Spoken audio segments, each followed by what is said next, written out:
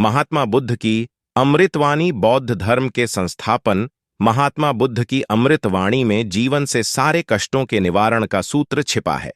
उनके ज्ञान, उपदेश, सीख और विचारों से जीवन सुखी बनता है। बुद्ध ने बोधि वृक्ष के नीचे बैठकर सालों तपस्या की और इसके बाद उन्हें दिव्य ज्ञान की प्राप्ति हुई।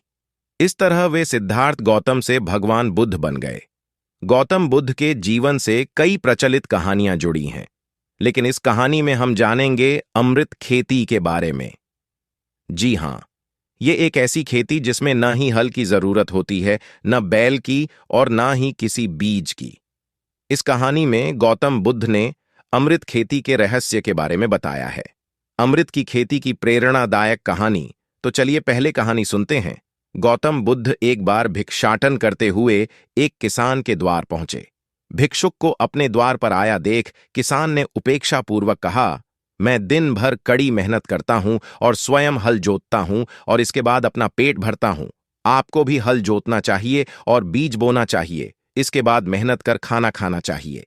किसान की बात सुनकर बुद्ध ने मुस्कुराते हुए कहा, हे अन्नदाता, मैं भी खेती ही करता हूं। बुद्ध की बात पर किसान को जिज्ञासा हुई और उसने कहा, तुम्हारे पास न ही मैं हल देख रहा हूं, ना ही बैल और ना ही खेती के लिए जमीन, तो तुम कैसे कह रहे हो कि तुम भी खेती करके ही खाना खाते हो? तुम अपनी खेती के संबंध में मुझे जरा समझाओ। बुद्ध ने किसान से कहा, मेरे पास श्रद्धा, भक्ति, आस्था, आदर, सम्मान और स्नेह भाव का बीज है। चित्त की शुद्धि, धर्म लाभ के लिए किया जाने वाला व्रत और नियम, इंद्रिय निग्रह, तप, योग साधना, समाधि, ब्रह्मचर्य, तपस्या रूपी वर्षा और जीव मात्र रूपी ज्योत और हल है। मेरे पास पाप भीरुता का दंड है। मेरे पास काले लोहे से सोना बनाने वाले सद्विचारों का पारस रूपी रस्सा है।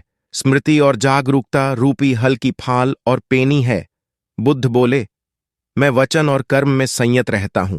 अपनी इस खेती को अनावश्यक के नकारात्मक विचारों की घास से मुक्त रखता हूं और आनंद की फसल काट लेने तक पूरी तरह से प्रयत्नशील रहता हूं।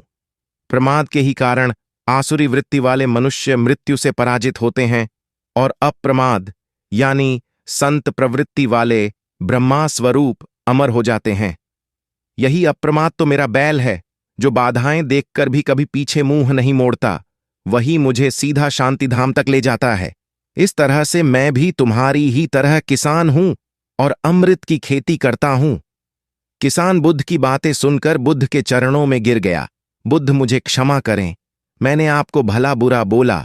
फिर बुद्ध ने उस किसान को अपना आशीर्वाद दिया। दोस्तों, बगैर जाने बूझे किसी को किसी के बारे में अशब्द कहना ये मानवता के विरुद्ध है। बुद्ध की कहानियां हमें प्रेरित करती हैं, हमें जीवन किस ढंग से जीना चाहिए और लोगों से कैसा बर्ताव करना चाहिए। उच्चतम नैतिकता का उदाहरण बनना चाहिए। दोस्तों, आपको ये कहानी कैसी लगी मुझे जरूर कमेंट करें और एक लाइक तो जरूर करें ताकि ये कहानी और लोगों तक जाए। मेरे चैनल को प्लीज सब्सक्राइब करें। अपना ख्याल रखें और खुश रहें। धन्यवाद।